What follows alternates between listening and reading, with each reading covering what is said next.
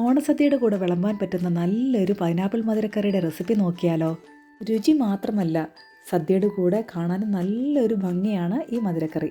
ഒരു ചെറിയ കുക്കറിലേക്ക് ഒരു മീഡിയം സൈസ് പൈനാപ്പിൾ ചെറിയ കഷ്ണങ്ങളാക്കി മുറിച്ചത്, ഒരു വലിയ പഴുത്ത ഏത്തയ്ക്ക ചെറിയ കഷ്ണങ്ങളാക്കിയത്, 1/2 ടീസ്പൂൺ മഞ്ഞൾപ്പൊടി, 1 ടീസ്പൂൺ മുളക് പൊടി, 1/4 ടീസ്പൂൺ ഉപ്പ്, 1/2 ഗ്ലാസ് വെള്ളവും കൂടി ആഡ് ചെയ്ത് ഒന്ന് മിക്സ് ചെയ്ത് കുക്കർ അടച്ച് ഒരു മീഡിയം ഫ്ലെയിമിൽ 2 വിസിൽ കേൾക്കുന്നോടം വരെ വേവിക്കാൻ വെക്കാം. ഈ സമയത്ത് ഇതിലേക്ക് വേണ്ട തേങ്ങ അരച്ചതും തേങ്ങ വറുത്തതും റെഡിയാക്കാം.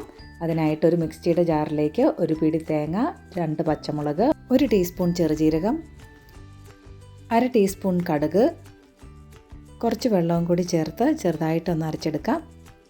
ഇനി ഇതിലേക്ക് വേണ്ട തേങ്ങ വറുത്തെടുക്കാം. ഇതുപോലെ നല്ല ഗോൾഡൻ കളർ ആകുന്നോടം വരെ വറുത്തെടുക്കണം. 2 വിസിലിന് ശേഷം കുക്കറിൻ്റെ ആവിയൊക്കെ നല്ലപോലെ പോയതിന് ശേഷം ഒന്ന് തുറന്ന് നോക്കാം. ഇപ്പോൾ നല്ലപോലെ വെന്ത് റെഡിയായി കിട്ടിയിട്ടുണ്ട്. ഇനി ഇത് റെഡിയാക്കി എടുക്കുന്നതിന് ചൂട് കട്ടിയുള്ളൊരു പാത്രത്തിലേക്ക് ഇട്ട് കൊടുക്കാം. ഞാനിവിടെ മൺചട്ടിയാണ് എടുത്തിരിക്കുന്നത്. ഇതിലേക്ക് 1/2 കപ്പ് ശർക്കര ലായനി ചേർത്ത് ഒന്ന് യോജിപ്പിച്ചെടുക്കാം. 1/4 പിടി കാഷ്നട്ട് കൂടി ആഡ് ചെയ്ത് കൊടുക്കുന്നുണ്ട്. എന്നിട്ട് 1 മിനിറ്റ് നല്ലപോലെ ഒന്ന് മിക്സ് ചെയ്തെടുക്കാം. ഇതിലേക്ക് അരച്ച് വെച്ചിരിക്കുന്ന തേങ്ങ ആഡ് ചെയ്ത് നല്ലതുപോലെ ഒന്ന് വഴറ്റിയെടുക്കാം.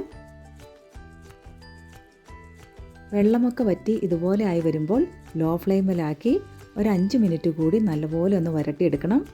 ഇതിലേക്ക് വറുത്ത് വെച്ചിരിക്കുന്ന തേങ്ങ ആഡ് ചെയ്ത് നല്ലതുപോലെ ഒന്ന് മിക്സ് ചെയ്തെടുക്കാം. ഫ്ലെയിം ഓഫാക്കിയതിന് ശേഷം ഒരു പിടി മുന്തിരിങ്ങ കൂടി ഇട്ട് കൊടുക്കാം. ഞാനിവിടെ സീഡ്ലെസ് മുന്തിരിങ്ങയാണ് എടുത്തിരിക്കുന്നത്. എന്നിട്ട് ഒന്നുകൂടി ഒന്ന് മിക്സ് ചെയ്തെടുക്കാം. കടുക് വറുത്ത് താളിക്കുന്നതിനായിട്ട് ചൂടായ പാനിലേക്ക് 2 ടേബിൾ സ്പൂൺ വെളിച്ചെണ്ണ ഒഴിച്ച് കടുകിട്ട് പൊട്ടി വരുമ്പോഴേക്കും 4 വറ്റൽമുളക് മുറിച്ചതും ആവശ്യത്തിന് കറിവേപ്പിലയും ഇട്ട് വഴറ്റി മൂപ്പിച്ച് ഇത് ആഡ് ചെയ്ത് നല്ലപോലെ ഒന്ന് മിക്സ് ചെയ്തെടുക്കാം.